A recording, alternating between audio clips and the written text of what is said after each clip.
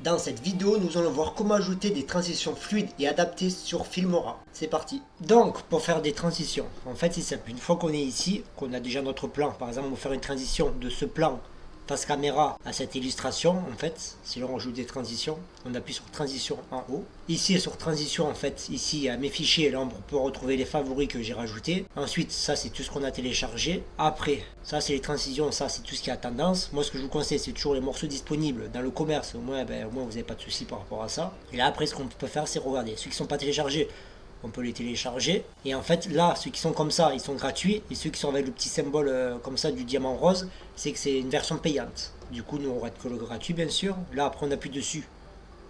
On peut voir, ça montre déjà. Ça fait comme ça. Après, si vraiment on veut voir mieux, on le place ici, en plein milieu. Ici, là, plutôt ici. Parce que là, il y a un autre cut. Voilà. Il faut que ça soit entre les deux, en fait. Là, on peut voir qu'il est entre les deux. Il est entre lui, là, et lui. Mais vu que c'est lui qui prend le dessus, alors du coup c'est pareil. Et là en fait quand on passe, ça va donner ça. Et adapté sur Filmora. Voilà. En gros ça fait ça. Après bien sûr on peut le supprimer. Ensuite on veut prendre lui pour l'essayer. C'est pareil, on le pose ici comme ça. Après à partir de là on peut régler. Plus ça va être court, plus ça va être rapide. Plus ça va être long, plus la transition va être longue en fait. Ça peut donner ça. C'est parti. Voilà. En gros c'est ça. Et après en fait voilà, c'est à vous de tester quoi. Vous allez dans Basique, dans Zoom. Après même s'il y en a beaucoup qui sont payants, mais il y en a quand même quelques-uns qui sont gratuits, il y a de quoi faire déjà. Alors moi ce que j'avais choisi dans les favoris, pour vous montrer plus rapidement, moi j'ai prendre une fondue. Du coup la fondue, je la mets là. Voilà, et en gros ça va donner ça. Et adapté sur Filmora. C'est parti. Voilà.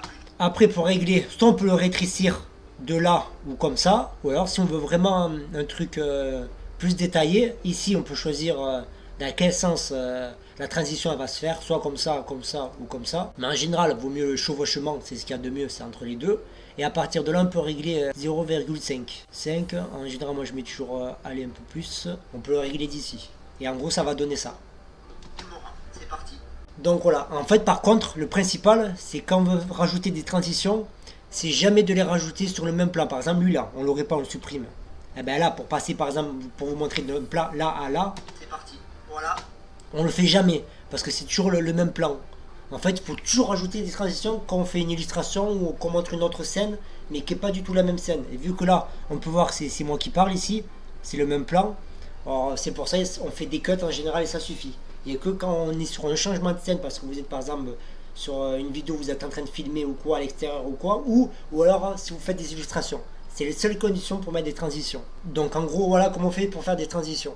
Voilà, le tuto est terminé. Surtout, n'hésite pas à t'abonner pour avoir plus de tutos. Et surtout, n'hésite pas à me contacter si tu cherches à déléguer ton montage vidéo pour que je puisse t'accompagner. Voilà, à très bientôt.